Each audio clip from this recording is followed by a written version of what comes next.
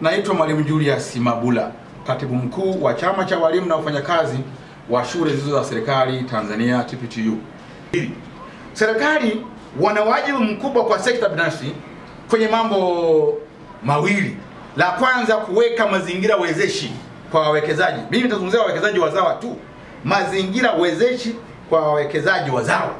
Ninaposema sekta binafsi namaanisha taasisi zote ambazo sio za kiserikali, mkiwemo na nyinyi waandishi wa habari, na nyinyi mmeajiriwa na private sector. Kwa hiyo hali ya waajiriwa wetu wakiwemo walimu wa shule za private na sehemu mbalimbali, viwandani, kwenye makampuni, kwenye NGO, hali ya hizi ajira ni mbaya, kwa sababu ni ajira ambazo hazizingatii matakwa ya kisheria. Watu wanafanya kazi bila mikataba, sheria za kazi hazifuatwi, mishahara inalipa kwa shida, yani mishahara ni hatabu kweli kweli, wengine wanajurumiwa malipo.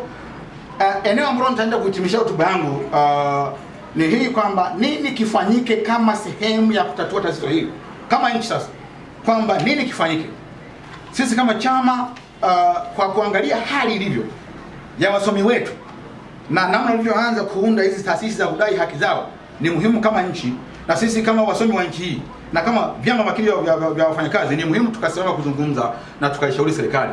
Serikali ipe kipaumbele namba moja sekta binafsi nchini na kuweka mazingira wezeshi kwa wawekezaji wazawa. Tunaona hii ni hoja ya msingi sana. Hakuna namna ambayo serikali inaweza kufanya tukatatua kwa haraka changamoto ya ukosefu wa ajira nchini. Hakuna namna. Kwa hiyo namna pekee ni serikali kuipa kipaumbele sekta binafsi. Najua hata nyinyi mnajua kuna kitu kinaitwa PPP, Public and Private Partnership. Hiki ni kitu muhimu sana. Na mimi ni muombe ndugu yangu, rafiki yangu David Kafurila, ambaye ndio mkurugenzi mkuu wa PPP, kwamba hii PPP ambayo tunayotaka sisi kwenye private sector isiishie kwenye majengo tu. Tunataka iende mpaka kwenye service. Kwa hiyo serikali wakubali kuingia ubia na wawekezaji wa sekta binafsi maeneo mbalimbali. Mathalani kwenye eneo ambalo natoka mimi la shule za binafsi, huko ndio kwa tunao mfano mingi, kwa sababu ndio eneo ninalotoka. Mathalani kwenye hilo eneo, shule za private wana miundombinu ya kutosha, kwa maana ya majengo na madarasa ya kutosha.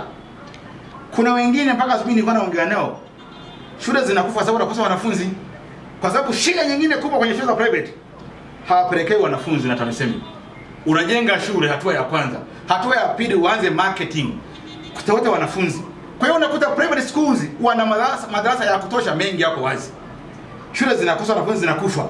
Lakini unajiuliza, je, hivi serikali hawaoni kama hii ni potential kuingia ubia na hao mliko mashule ya private?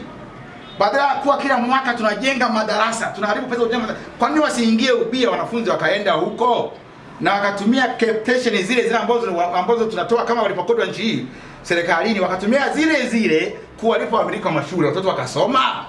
Hii ni jambo la msingi sana. Lakini ni muhimu kujua kwamba kweli mazingira ya wawekezaji wetu haya sio wezeshi, kwa kuwa sekta binafsi ndio injini ndio injini ya kuzalisha ajira za kutosha na inao uwezo wa kuajiri wasomi wote nchini. Tunaishauri serikali yetu kutoa kipaumbele sana kwa sekta hii ambayo ni sekta binafsi, ikiwemo kuweka mazingira wezeshi zaidi kwa wawekezaji hasa wazawa, kwa kuondoa vikwazo visivyokuwa vya lazima vinavyoweza kuwa kikwazo kwa mtu kuanzisha uwekezaji, ikiwemo serikali kuwapa mikopo